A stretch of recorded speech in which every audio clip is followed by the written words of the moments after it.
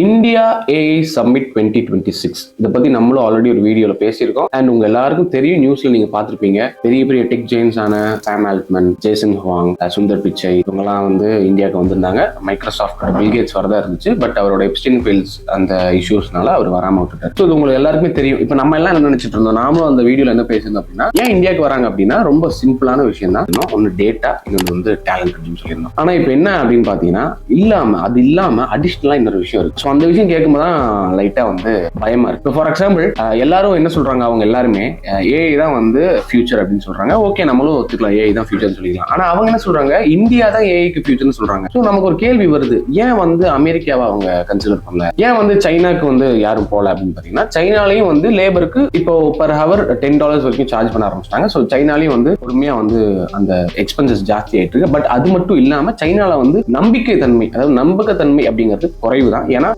மக்கள் அதிகமா சைனாவை வந்து நம்ப மாட்டாங்க பெருசா. இதெல்லாம் இல்லாம நமக்கு வந்து இன்னொரு முக்கியமான விஷயம் தேவைப்படுது, தண்ணி.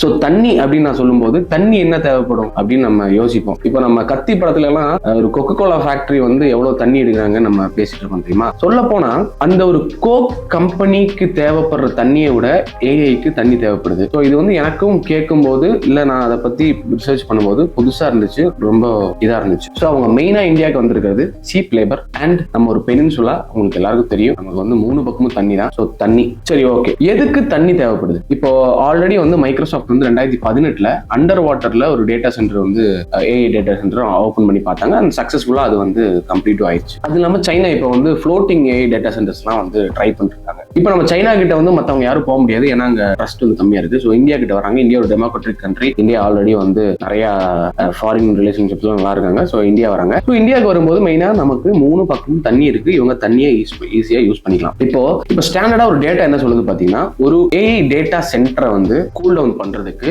சுமார் 1 மில்லியன்ல இருந்து 5 million gallons of fresh water தேவைப்படுது. ஃப்ரெஷ் வாட்டர் தேவைப்படுது, அதாவது 50,000 மக்கள், ஒரு ஊர்ல இருக்க 50,000 மக்களோட குடிநீர் வந்து ஒரு டேட்டா சென்டரை கூல் பண்றதுக்கு தேவைப்படுது அப்படிங்கிற ஒரு இன்ஃபர்மேஷனை பார்த்தேன். சரி ஓகே, இப்போ வந்து ஏன் இந்த வாட்டர் வந்து தேவைப்படுது, ஏன் தேவைப்படுது அப்படின்னு பார்த்தா, நீங்க எல்லாரும் இந்த கம்ப்யூட்டர்ஸ் எல்லாம் பார்த்திருப்பீங்க. நம்ம வந்து ஏர் கூலிங் சிஸ்டம் தான் வந்து சிபியூஸ் எல்லாம் இருக்கு, பைக்ல எல்லாம் வருதுல, ஆயில் கூலர்னு சொல்றாங்க, ஏர் கூலர்னு சொல்றாங்க. ஸோ மோஸ்டா வந்து நம்ம கம்ப்யூட்டர்ஸ்ல இது வரைக்குமே ஏர் கூலர் தான் யூஸ் பண்றோம். பட் ஒன்ஸ் இந்த அந்த ஏஐ அப்படிங்கிறது வந்ததுக்கு அப்புறம் இந்த சிப்ஸ் வந்து ரொம்ப ரொம்ப சூடாக ஆரம்பிக்குது. ஸோ அதனால அவங்க என்ன பண்றாங்க, லிக்விட்ல கூலிங் பண்ணலாம் சொல்லி லிக்விட் கூலிங் சிஸ்டம் இது பண்றாங்க. இப்போ நம்ம நார்மலா வேற 2-3 கேமர்ஸ் எல்லாம் கம்ப்யூட்டர்ஸ், நீங்க ஃபாரினர்ஸ் பாத்தீங்கன்னா, நம்ம இந்த சிபியூக்குள்ளவே அப்படி ஒரு தண்ணி தொட்டி மாதிரி இப்படி தண்ணி போயிட்டு இருக்கும், மீன் தொட்டி மாதிரி தண்ணி போயிட்டு இருக்கும். எதுக்கு அப்படின்னா அந்த சிப்ஸை வந்து கூலிங் பண்றதுக்கு. பட் இப்போ இந்த ஏஐ டேட்டா அப்படிங்கும்போது, இந்த ஏஐ டேட்டாக்கு இவங்களுக்கு பெரிய சிப் தேவைப்படுது. அவங்களுக்கு பெரிய எல்லா செட்டப்ஸ் எல்லாமே நம்ம இப்போ ஒரு கம்ப்யூட்டர் அப்படிங்கிற பாக்குற செட்டப் வந்து அதோட 100 மடங்கு பெரிய செட்டப்ஸ் தேவைப்படுது. ஸோ அவங்களுக்கு தண்ணியும் அந்த அளவுக்கு தேவைப்படுது. சரி, எதுக்கு ஃப்ரெஷ் வாட்டர் அவங்களுக்கு தேவைப்படுது அப்படின்னு பாத்தீங்கன்னா,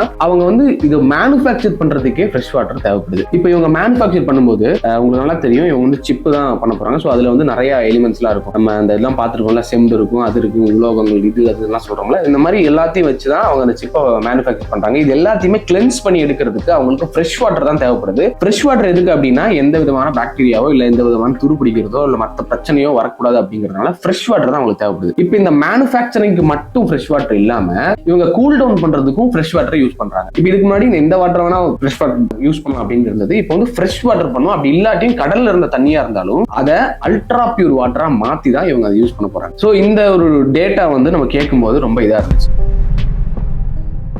இப்போ சிப்பு தயாரிக்கிறதுன்னு நான் சொல்லும்போது நீங்க ரொம்ப ஈஸியா நினைச்சிடாதீங்க. ஏன்னா வந்து ஏஐ ஃபியூச்சர்னால இந்த NVIDIA வந்து இப்போ டாப்ல ஏன் இருக்காங்க அப்படின்னா, அந்த சிப்ஸ் தான் ரொம்ப காஸ்ட்லி. இப்போ நீங்க ஒரு பிசி பில்ட் பண்ண போறீங்கன்னா, நீங்க போனீங்கன்னா தெரியும் உங்களுக்கு இந்த ரேம் இல்லைன்னா கிராஃபிக் கார்ட்லாம் வந்து ரொம்ப கம்மியா கிடைக்க மாட்டேங்குது. எங்க பார்த்தாலும் விலை கோல்டு மாதிரி ஏறி இறங்கிட்டு இருக்கு. ஏன் அப்படின்னு கேட்டீங்கன்னா, டிமாண்ட் ஜாஸ்தி ஆயிடுச்சு. அதை மாஸ் ஸ்கேல்ல ப்ரொடக்ஷன் பண்ணிட்டு இருக்காங்க. இப்போ சும்மா ஒரு கணக்குப்படி, இப்போ அந்த ஒரு ப்ரொடக்ஷன் அவங்க சிப் செட்டை ஒன்று தயாரிக்கிறதுக்காக 1500 நம்ம பைப்ல வர 1500 கேலன்ஸ் ஆஃப் வாட்டர், அதை பைப்ல வரக்கூடிய வாட்டரை எடுத்து அதை பியூரிஃபை பண்ணாங்க அப்படின்னா 1000 கேலன்ஸ் ஆஃப் வாட்டரா மாறும். So 1000 gallons of pure water வந்து அவங்க வந்து அந்த சிப்ஸை வந்து தயாரிக்க தேவைப்படுது. அப்படி ஒரு சுமார் நம்ம பார்த்தோம்னா ஒரு நாளைக்கு 10 மில்லியன் கேலன்ஸ் ஆஃப் வாட்டர் ஒரு பிளான்ட்டுக்கு மட்டும் தேவைப்படுது. அதாவது ஒரு சிப்பை தயாரிக்கக்கூடிய ஒரு டேட்டா சென்டர் இல்லைன்னா ஒரு மைக்ரோ சிப் தயாரிக்கக்கூடிய ஒரு பிளான்ட்டுக்கு 10 மில்லியன் கேலன்ஸ் ஆஃப் வாட்டர், அதாவது பியூர் வாட்டர் தேவைப்படுது. ஸோ நீங்க ஒரு கணக்கு சொன்ன உங்களுக்கு தெரியும், 1500 லிட்டர் பைப்பு தண்ணி எடுத்தோம்னா 1000 லிட்டரா தான் பியூர் வாட்டரை மாற்ற முடியும். அப்போ 10 மில்லியன் கேலன்ஸ் பியூர் வாட்டர் தேவை அப்படின்னா, ஒரு நாளைக்கு தேவை அப்படின்னா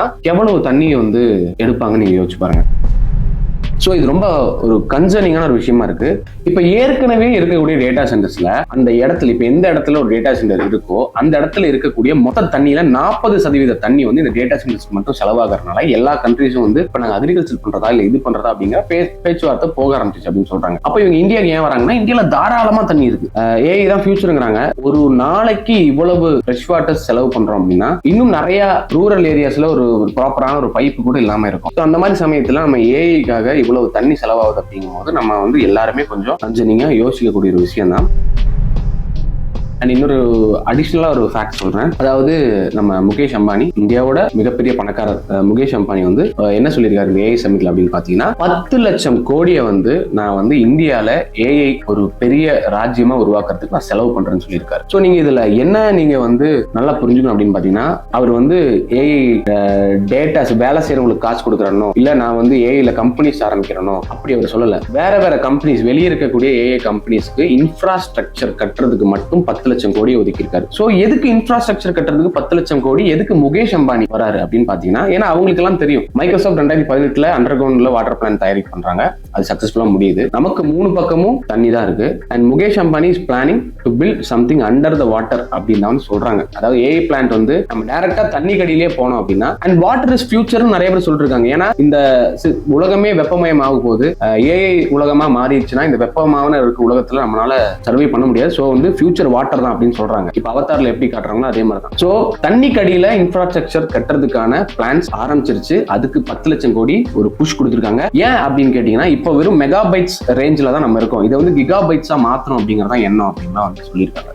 பட் இதெல்லாமே ரொம்ப கன்சர்னிங்கா இருக்குங்க. ஏன் அப்படின்னு கேட்டீங்கன்னா இதெல்லாமே ஒரு நேச்சர் நமக்கும் நம்மளை சுத்தி இருக்க மற்ற உயிரினங்களுக்கும் கொடுக்கற விஷயம். நம்ம வந்து உயிர் இல்லாத இன்னொரு விஷயத்துக்காக அது எல்லாத்தையும் எடுத்து கொடுக்கறது கொஞ்சம் கன்சர்னிங்கா தான் இருக்கு கைஸ். பட் என்ன பண்றது, நம்ம ஃபியூச்சரையும் நம்பிதான் வாழ முடியும், எல்லாமையும் வாழ முடியாது. ஸோ எனக்கு இந்த இன்ஃபர்மேஷன் வந்து படிக்கும்போது இது உங்ககிட்ட ஷேர் பண்ணும் அப்படின்னு தோணுச்சு. ஸோ வந்து மறக்காம இந்த விஷயத்தை பத்தி கமெண்ட்ல டிஸ்கஸ் பண்ணுங்க. அண்ட் அதே மாதிரி வந்து ஆந்த்ரோபிக் அப்படிங்கிற கம்பெனி கூடயும் முகேஷ் அம்பானி ஒரு டைப் வச்சிருக்காரு இன்ஃப்ராஸ்ட்ரக்சர் கட்டி தரதுக்காக. ஸோ வந்து முகேஷ் அம்பானி ஏன் ஏஐல இன்வெஸ்ட் பண்ணாம இன்ஃப்ராஸ்ட்ரக்சர்ல இன்வெஸ்ட் பண்ணியிருக்காரு அப்படின்னா உங்களுக்கு அதுல இருந்தே புரியும். ஏன்னா இனி வந்து இன்ஃப்ராஸ்ட்ரக்சர் வந்து ஒரு விளையாட போகுது. ஏன்னா நம்ம தண்ணி கடியில நிறைய இன்ஃப்ராஸ்ட்ரக்சர்ஸ் ஃபியூச்சர்ல கட்ட போறோம், நிறைய வரப்போகுது. அதாவது இன்னொரு 6 வருஷத்துல இல்ல ஒரு 5 வருஷத்துல நிறைய இடங்கள், நிறைய டேட்டா சென்டர்ஸ், நிறைய ஆபீசஸ் எல்லாமே அண்டர் வாட்டர்ல வரப்போகுது. அதாவது கடலுக்கு அடியில தண்ணி கடியில வரப்போகுது. இதுதான் வந்து ஃபியூச்சர். ஸோ இந்த விஷயத்தை பத்தி படிக்கும் போது இது உங்ககிட்ட எல்லாம் ஷேர் பண்ணும் அப்படின்னு தோணுச்சு எனக்கு. ஸோ அதனால தான் ஷேர் பண்ணேன். ஸோ இந்த விஷயத்தை பத்தி நீங்க என்ன நினைக்கிறீங்க, நம்ம நாட்டை சுத்தி நடக்கிறத பத்தி உங்களுக்கு என்ன தோணுது, அதை எல்லாத்தையும் மறக்காம கமெண்ட்ல சொல்லுங்க. முடிஞ்சா ஹைப் பண்ணுங்க.